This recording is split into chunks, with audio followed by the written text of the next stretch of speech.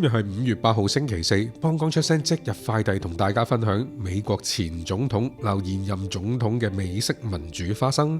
美國總統特朗普上任以嚟，對外得罪晒全世界，大打關稅地圖炮，話加拿大應該成為美國嘅第51個州，企圖夾硬收購格陵蘭，意圖佔領巴拿馬運河，仲將墨西哥灣改名做美國灣，一系列特離地嘅操作震驚全球，外交政策衰到冇朋友。因為太過無能而被美國人唾棄兼遺忘嘅前總統拜登可能睇見敗部復活嘅機會。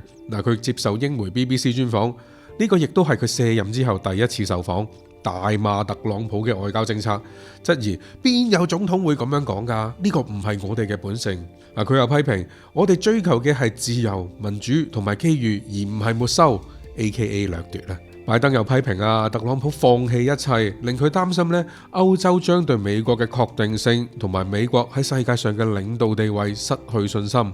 簡單啲講，就係鬧特朗普挖美國自己嘅牆腳，丟架。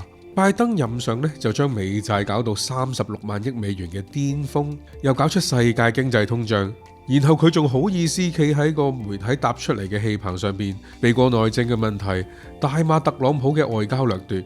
呢啲先係呢次訪問嘅畫龍點睛之筆。不過無恥歸無恥，小編呢一次100%撐拜登，因為特朗普實在太過丟架啦。真正嘅掠奪唔係咁樣搞噶，要陰陰濕濕噶嘛。特朗普掠奪得咁光明正大，完完全全違背咗美國偷偷吸血嘅正面人設，將美國嘅遮醜布撕落嚟吊吊揈。你叫以後啲美國總統情何以堪啊？睇到被戲稱為拜廢材嘅前總統炮轟現任嘅特離譜，唔知美國人會唔會諗：第一，美國作咗咩業啊？點解連續2任總統都咁廢㗎？點解啊？第二，美式民主嘅選擇題令到人左右為難。如果重新揀啦，應該將票投俾代表欺騙式民主嘅拜登好啊，定係支持掠奪式民主嘅特朗普好啊？好難答啊！忽然諗起，原來咁多年嚟，美國人淨係得偽君子同埋真小人呢2個選擇。佢哋一個就批評對手唔夠勇猛，一個就鬧人哋唔夠優雅，同樣咁荒誕不經，充滿戲劇效果。